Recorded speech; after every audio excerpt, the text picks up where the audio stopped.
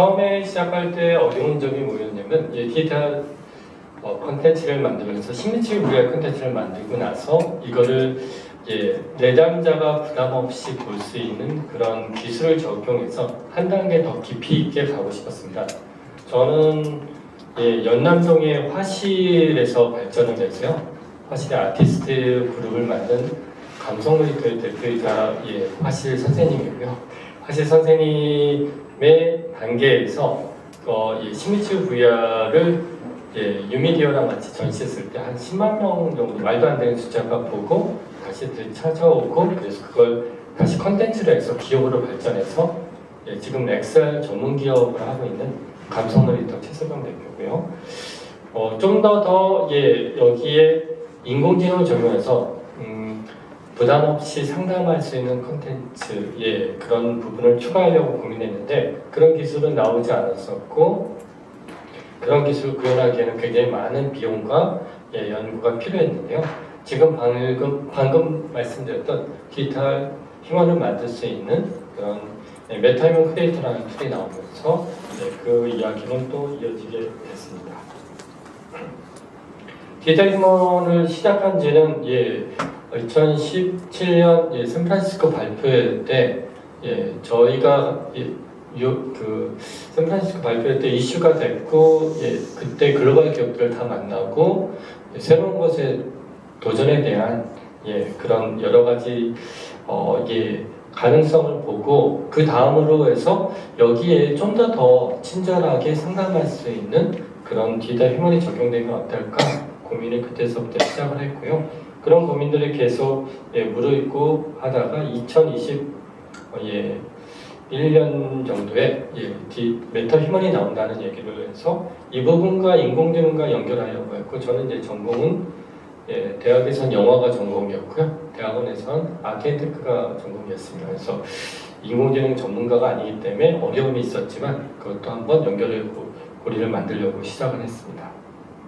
디지털 휴먼에 고민해서 뭐 많은 고민이 있겠지만 리얼타임으로 디자인은 괜찮은데 이거를 리얼타임으로 애니메이션 되고 영상화하는 부분이 굉장히 어려웠고 여기에는 물리라는 개념이 적용돼서 크로스와 페어가 적용돼서 자연스럽게 적용되는 것까지는 더 어려움이 있었습니다. 하지만 이슈가 되고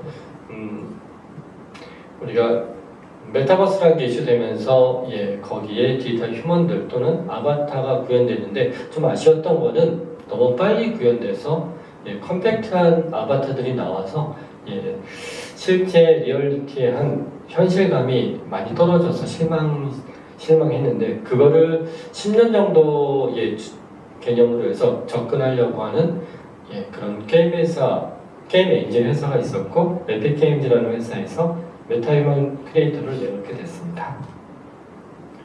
거기에서 또 문제가 디자인은 굉장히 잘할 수 있고 빨리 할 수 있고 뭐 모델링을 5년차 이상 한 사람의 퀄리티로 해서 낼 수 있는 부분이 있었지만 초등학생과 오늘 방금 끝난 XR 교육에선 노년동의 노인분들하고 같이 해서 심리치료 VR의 XR 부분에 디지털 휴먼을 같이 만들고 왔는데요.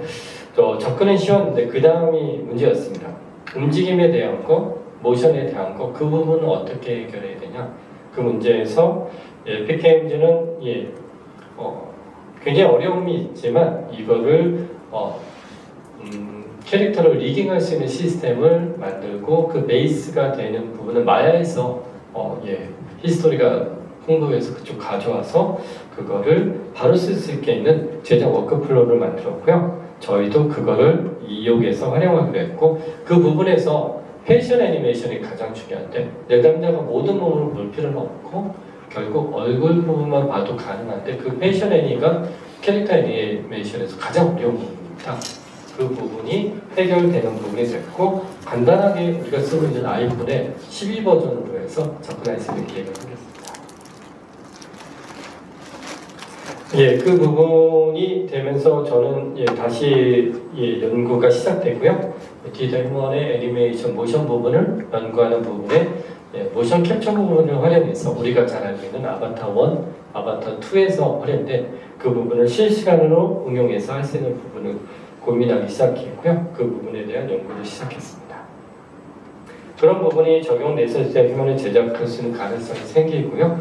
지금은 한양대 디자인 대학원에서 이런 메타 휴먼과 그리고 또 메타버스에 대한 강의를 하고 있고, 그리고 요 옆에 DMC 첨단산업센터에 거기에 XR 전문회사 감성 놀이터가 만들어지고 지금은 거의 7층에 입주해서 그 다음을 준비하고 있습니다. 그리고 좀 더 여기에서는 어떤 방식으로 했냐면 클라우드를 이용해서 누구나 컴퓨터에 부하 없이도 접근할 수 있게 했고요. 앞으로의 컴퓨터 스타일이죠. 클라우드에서 다 해결하고 저장도 실시간으로 저장해서 그렇게 했는데, 문제는 스캔 데이터베이스라 리얼리티도 뛰어나고 그 다음에 결과도 어마어마하게 좋은데, 문제는 60여 개의 스캔 데이터밖에 없다는 단점이 있습니다. 그걸 해결하기 위해서 이 툴에서는 블렌드 개념에 서로 믹스할 수 있는데, 믹스가 그냥 포토샵에서 우리가 알고 있는 코를 띄우다가 다른 코로 접목시키는 게 아니라 거기에는 매칭될 수 있는 알고리즘이 적용되어 있어서 자연스럽게 매칭이 가능했습니다. 거기에 다시금 새로운 기술이 적용됐고요. 이 부분이 굉장히 재밌는 부분인데요. 메시 투 메타 휴먼이라고 해서 우리가 만든 메시 데이터를 이 틀에 적용해서 셋업할 수 있는 기술이 적용됐습니다. 그래서 바로 이거를 스캔할 수 있는 기술을 접목해서 저희는 구축을 했고요. 그 부분으로 작업이 진행이 됐습니다. 오늘 수료한 어르신 보통 80세에서 88세인데 여기에 계신 분들 중에 그런 분들이 안 계시죠? 그래서 디지털 휴먼이 누구나 만들 수 있는 부분이 됐고요. 그래서 저희는 이걸 좀 더 전문적으로 만들어서 이용하는 부분을 고민을 했고요. 거기에 디자인 부분은 해결돼서 물론 화실 선생님이니까 거리에서 이런 그림을 그리고 그랬었거든요. 그래서 유연성이 있고 어떤 공간이나 또는 어떤 삶을 보는 데는 유리한 면이 있었습니다. 그런 면에서 움직임 부분이 아까 이슈였는데요. 이거는 기술로 접근할 수밖에 없는 부분이라 저희가 2021년서부터 해서 모션 캡처라는 부분에 대해서 올인해서 한번 해보고 그 부분을 해결하기 위해서 라이브 모션 캡처와 그리고 차후에 보여드릴 OTT나 영화에서 쓸 수 있는 스토리텔링 모션 캡처라는 분야를 적용해서 그게 내담자가 왔을 때 우리 상담할 수 있는 인공지능 어떤 디자인인데 우리 상담 AI가 되겠죠. 그거에 움직임을 적용할 수 있게 준비를 해놨습니다. 인터랙션 부분은 이거는 인공지능을 활용해야 되는 부분이 있고 그 부분에서 우리 미리 준비된 내용이 아니라 지금의 생성 AI 부분을 활용하게 되는 새로운 계기가 됐습니다. 데이터베이스는 제가 갈 분야는 아니고요. 이쪽은 좀 더 전문적인 부분에서 지금은 연대 인공지능 학과가 MOU를 맺고 같이 이야기를 나누고 있습니다. 차별성은 앞으로 인공지능을 치유하는 그런 콘텐츠까지 고민해서 가고 있고요. 그런 부분이 꼭 필요하지 않을까 싶습니다. 인공지능도 치유가 필요한 때가 아닌가 싶습니다. 그런 뿐만 아니라 내담자의 데이터, 그러니까 조금 빨랐던 것 같습니다. 저희가 기업이자 또 아티스트 그룹이자 그런 부분에서 무모함이 좀 앞세워서 갔기 때문에 그런 다른 컨텐츠보다 좀 빠르게 진행되고 지금 이미 고강 사회복지관에 셋업이 돼서 거기는 심리상담과 그 다음에 심리치유 VR이 셋업이 돼서 계속해서 3년차 진행을 하고 있고요. 거기서도 움직임에 대해서 적용하면서 가고 있습니다. 그래서 스토리텔링 모션 캡처라는 장르를 만들어서 이 부분을 활용하게 됐고요. 거기에는 저희 그 모터인 무모함이 적용되어 있습니다. 그래서 저희 DMC 첨단산업센터는 실증센터고요. XR, VR, AR, XR 부분의 전문 스타트업들이 와서 거기에서 입주해서 있고요. 저도 이제 4년이 지나서 7층으로 조금 더 큰 데로 올라갔습니다. 혹시나 VR, AR, XR에 도전할 분이 있으면 여기를 꼭 추천해드리겠습니다. 어마어마하게 좋은 조건이 많아서 저도 여기에서 성장할 수 있었고요. 예, 거기에 4층에는 이렇게 광학적으로 모션 캡처를 할 수 있는 장비가 셋업되어 있어서요. 예, 신나게 쓸 수 있는 그런 장점이 있었습니다. 그리고 자체 우리 옵티컬 그런 센서 방식의 모션 캡처를 구입해서 테스트를 하게 되고요. 그리고 페이셜 캡처도 계속해서 연구해서 적용이 됐습니다.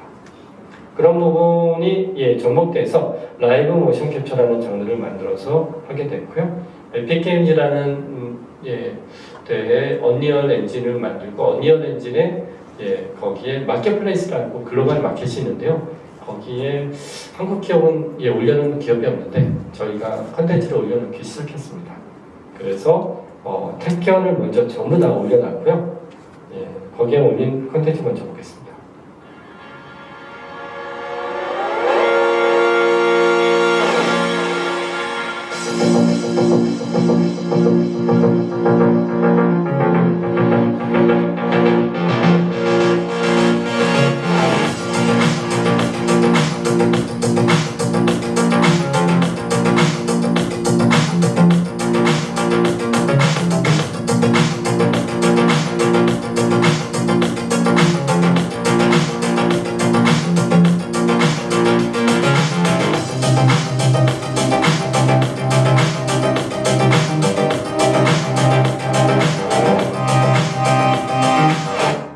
여기 보는 데이터가 바로 메타 휴먼에 적용한 거고요.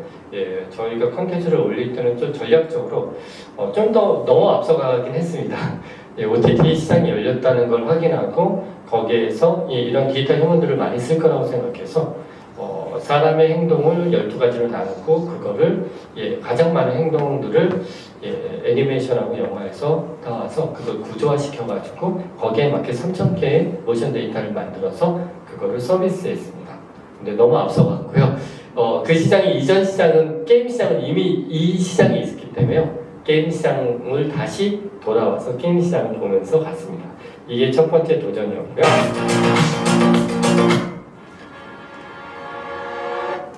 그래서 마켓플레이스에 올라가서 이런 컨텐츠를 볼 수 있게 하고 그 다음은 이런 것들이 아트와 연결되면 어떨까, 액터와 연결되고 그런 움직임에 대해서 고민했고요. 성경가운데도 그 움직임에 대해서 고민할 부분이 있어서 깜짝 놀랐습니다.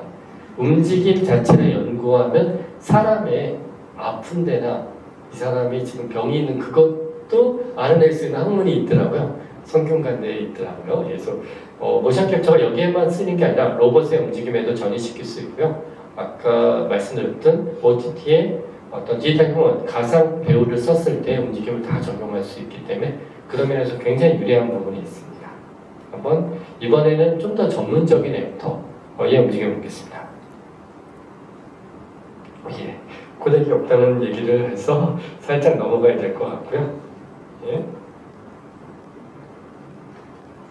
그게 적용돼서 움직임을 한 거고요. 디지털 휴먼에 적용해서 움직임 자체가 굉장히 중요한 부분이 되고 그 움직임을 이해하고 적용한다면 활용할 때가 굉장히 많아지는 거를 저희는 직접 느끼고 거기에 대해 좀 더 고민하고 좀 더 연구하면서 굉장히 많은 실수와 실패를 반복했던 것 같습니다. 이런 움직임을 바로 쓸 수 있게끔 언리얼의 언리얼 4, 언리얼 5 그리고 메타 휴먼에 적용한 컨텐츠를 바로 올려놔서 누구나 그거를 유료기는 하지만요 받아서 아까 택견이나 기본적인 움직임을 쓸 수 있게 해놨습니다. 그렇게 해서 페이셜 쪽도 저희가 고민했고요. 지금 전체 모션 캡처에 대한 내용이었고 얼굴 움직임은 더 디테일했습니다. 그런 부분에서 이런 부분 얼굴 부분만 해결되면 할 수 있는 게 정말 많거든요. 아까 얘기했듯이 인공지능 상담할 수 있는 그런 의사 선생님 되겠죠. 그래서 국내 같은 경우는 저희가 접근하기 위해서 한번 도전을 해봤는데요. 굉장히 많이 정치적으로 정리가 되어 있더라고요. 어떤 의사협회와 그 다음에 그 한 단계 밑에 어떤 심리상담이라는 그런 부분 거기에도 진입이라는 게 있고요. 그런 것들을 깰 수 있는 기회가 코로나였지 않았나 싶고요. 아까 말씀하셨듯이 굉장히 디지털 치료제가 이슈가 되면서 가능성이 보여졌습니다.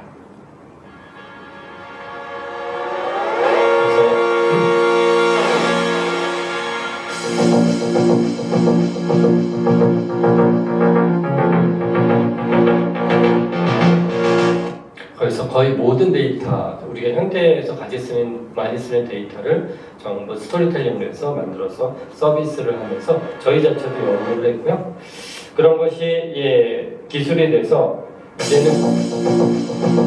이제는 욕심이 생기더라고요. 게임 시장을 또 보게 돼서 게임 시장에 보니까 어도비에 팔린 그런 믹사모라는 무료로 짧은 클립의 영상을 서비스하는 회사가 있었는데요. 거기는 수익이 없는데 어도비에 엑시스 됐습니다. 그래서 자본주의에 살고 있어서 이런 연구하려니까 돈이 좀 필요해서 여기까지 게임에 바로 적용하는 거 한번 연구해봤습니다. 자, 볼까요? 그래서 액터를 디렉팅해서 선정하고요. 이거를 바로 디지털로 전환을 해서 바로 무기를 갖고 있는 것들을 게임이나 하면서 쓸 수 있게 저희가 만들었습니다. 여기 앉아있네요. 그래요.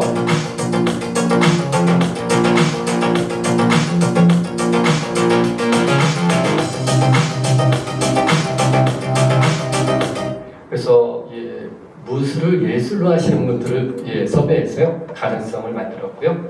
그 다음에 이걸 만드니까 또 욕심이 생겼습니다. 그래서 엑살 공연에 활용하면 어떨까 해서 작년에 엑살 공연을 해서 이슈가 됐고요. 올해 이슈가 됐고요. 내년에 또 직접 자체 엑살 공연 실현곡을 지금 만들고 있습니다.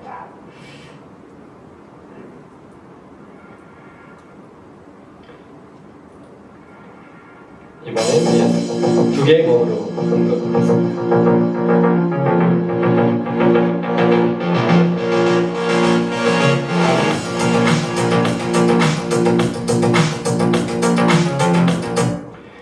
움직임에 대해 연구가 저희한테는 굉장히 경쟁력이 된 것 같고요. 심리치유 VR을 직접 우리 복지관에 하고 그 부분에서 서비스할 때 어르신과 같이 첫 번째가 만다나 춤을 만들어서 춤을 추면서 움직임을 했을 때 훨씬 더 효과가 있었어요. 그래서 움직임이라는 데에 저도 매료돼서 여기에 막 전공이 이게 아닌데 막 여기에 막 빠지고 나중에 이 컨텐츠로 내가 컨텐츠로 만들 거야 막 이런 욕심까지도 가면서 갔습니다. 그래서 첫 번째 인연이 됐고요.